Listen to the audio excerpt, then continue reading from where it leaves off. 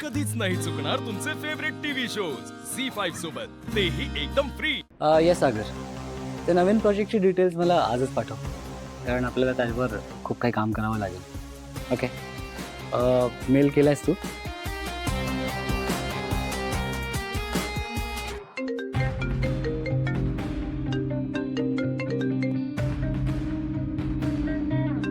I'll call you back.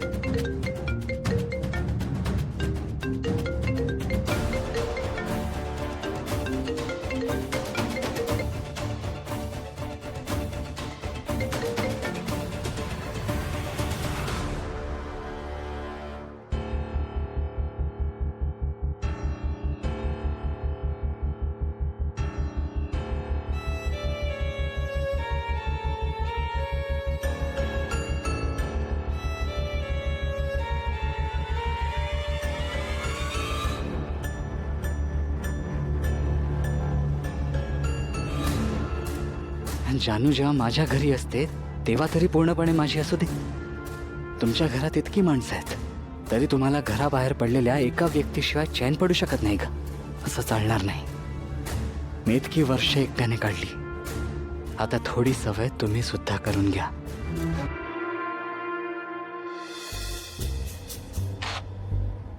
सोचेंगे तुम्हें प्यार करके नहीं, है ना मनीष? है? ये दिल बेकरार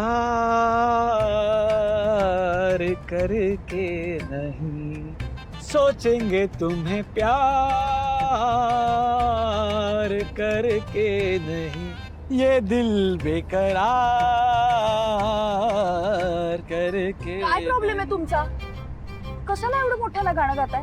अहो काय झालं? तुम्ही तुमच्या मनोरंजनासाठी हेडफोन घालून गाणं ऐकू शकता, मी माझ्या मनोरंजनासाठी साधं गाणं नाही गाऊ शकत. हे बरं आहे.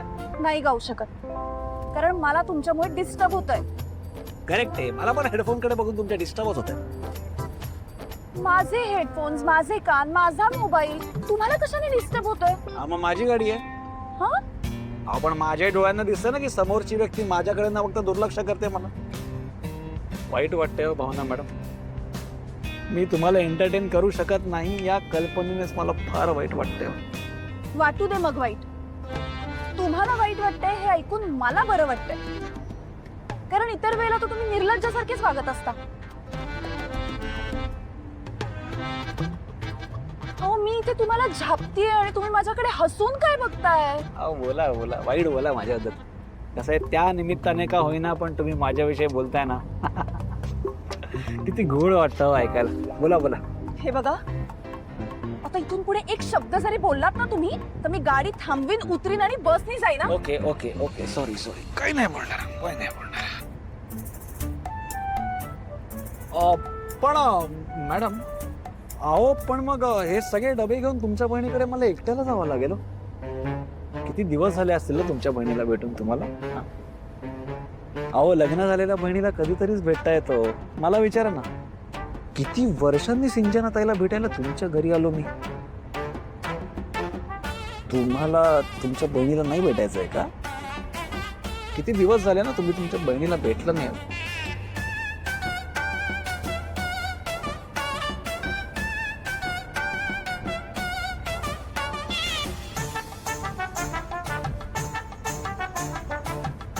सोचेंगे तुम्हें प्यार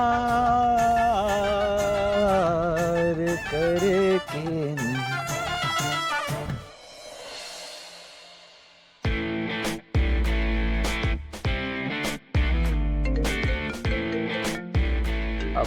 Excuse me. Okay sir.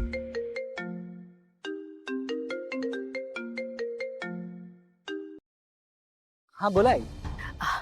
जावई बापू सगळं ठीक आहे ना? हो आई.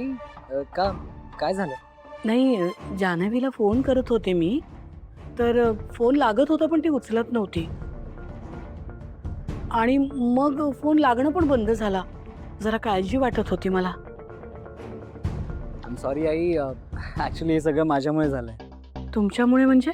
आई, जानू जेव्हा अभ्यासाला बसते ना तेव्हा तिचा फोन सारखा वाजत असतो आणि मग ती डिस्ट्रॅक्ट होते. म्हणून मीच तिला सांगितलं होतं फोन ऑफ करायला. पण ती फोन बंद करताना तिच्या लक्षात नाही आलं का मी फोन केले होते ते? हो, once again I am sorry I. झालं असं की मी तिला फोन ऑफ करायला सांगितला आणि मी स्वतःच केला होता. त्यात मी तुमचे मिस कॉल्स बघितलेच नाहीत आणि मला नाही आवडत तिचा फोन तसा बघायला.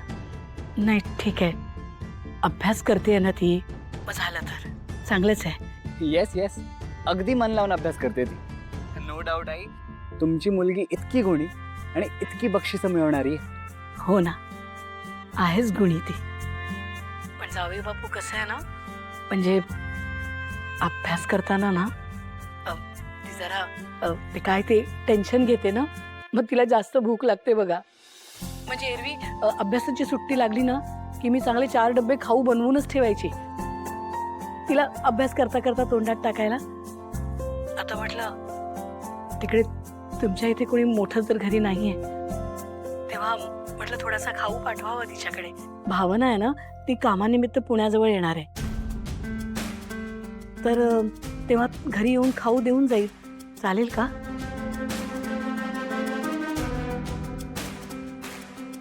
यांना माझ्या घरी यायची परवानगी कोणी दिली? जावई बापू, चालेल ना? हो, अगदी चालेल आई. शेवटी भावनाताईच्या सख्ख्या बहिणीचं घर आहे, कधी येऊ दे त्यांना. हो आलो. अगो बाई, मी बाई बोलतच बसले. माफ करा, फोन ठेवते. तुमच्या कामाचा खोळंबा नको. आई, तुमच्यासाठी कुठल्याही मीटिंग पोस्टपोन होऊ शकतात, कुठलीही कामं नंतर होऊ शकतात. Family first.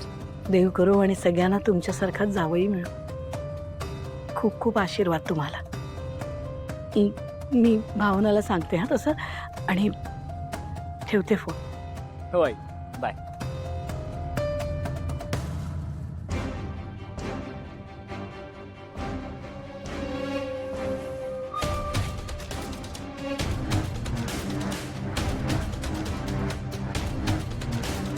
Deepak,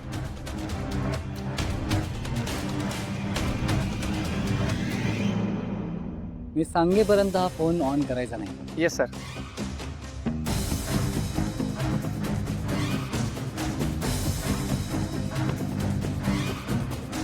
thanks. Okay.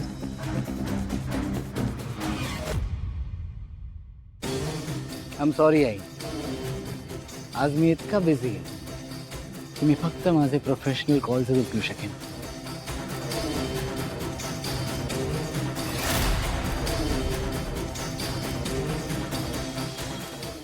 Zee 5 app download करा आणि पहा सर्व एपिसोड्स एकदम फ्री.